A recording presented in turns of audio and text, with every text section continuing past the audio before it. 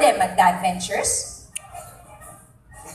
Please welcome our child development expert, Professor Maria Perlita De Leon.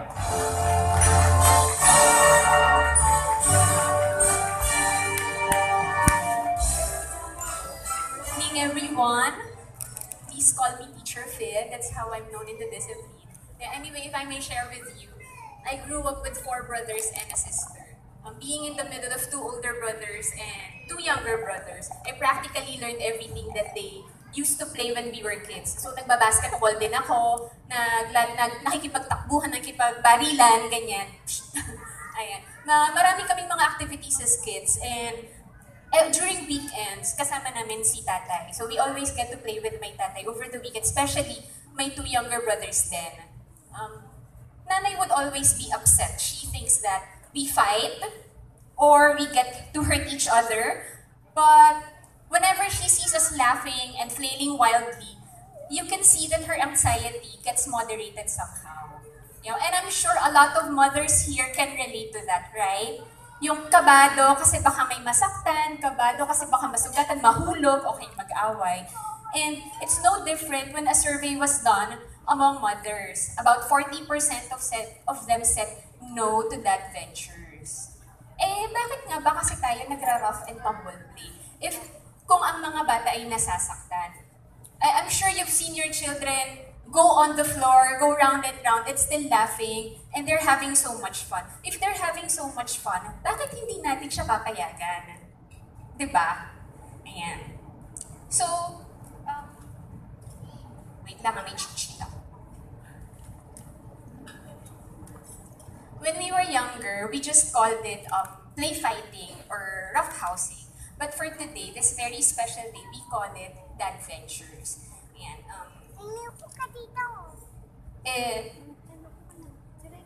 Why do children do roughhousing in the first place with their playmates or with their dad, with their kuyas? Other than the fact that it's fun-filled, children get to learn a lot of things from the experience. They get to learn a lot about themselves, their capacities, their skills. Marami silang natututunan tungkol sa sarili.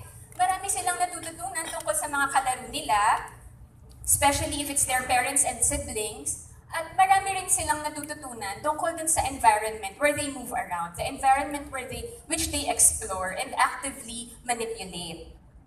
Researchers have established that rough and tumble play poses several benefits for our growing child, and these benefits have long-lasting influence on the development of our children.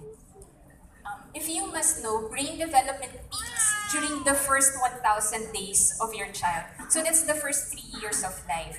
And at any other given time in our life, hindi na siya magde-develop ng ganong kabilis. So the brain mass of the neural connections, yung connection sa brain natin, ay pinakamarami pag ang bata ay 3 taon. Anong ibig sabihin nito? This means that we should maximize the experience that we provide our children. And there is no better people to provide this experience than to have our moms and dads, and of course the siblings and other playmates, enjoy an active learning activity with the kids. And this is best done through rough play or tumble play.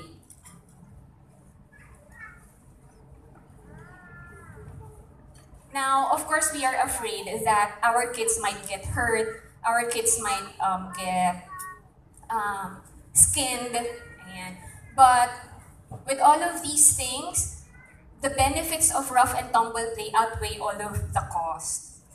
So I'm sure you're familiar with Marvel and DC Comics. I'm sure you've all seen Spider-Man and Wolverine and Justice League and all of those things. One comic book writer of Marvel and DC Comics, Gerard Jones, said that the benefits of rough and tumble play are well documented. Yes, through the years we've done through this. Child psychologists and educators have studied rough and tumble play and its influence. And it can be annoying for parents, right? And it can get out of hand and lead to head bumps. That's also true.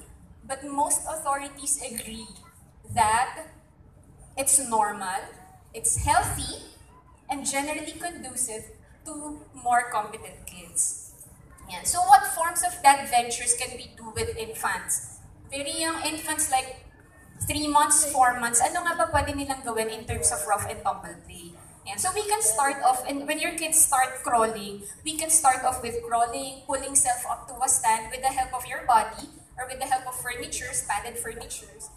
Or we can also play gentle wrestling by rolling over, allowing our kids to roll over. And as your infant approaches 1 year, you can swing them in the air, you can tickle them or give them butterfly kisses, and when they start gaining control of their walking, we can start off gentle chasing, gentle pillow fights, and some obstacle course using the padded furnitures that we have at home, like our beds or your couches and sofas and so on. There are also a lot of international and local organizations that promote the welfare of young children, and they also they encourage rough and tumble play. Among of these organizations are the UNICEF, Save the Children, 0 to 3, the National Association of Educators of Young Children, and we all believe that rough and tumble play is important to developing children. Now, what benefits can a child enjoy from that ventures?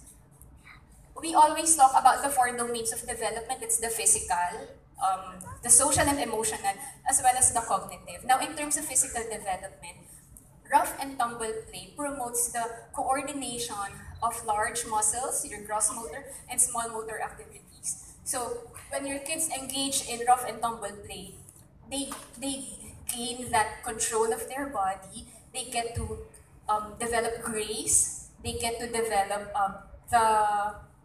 their large muscles, and this is necessary for later activities like sports when they get to grade school or older.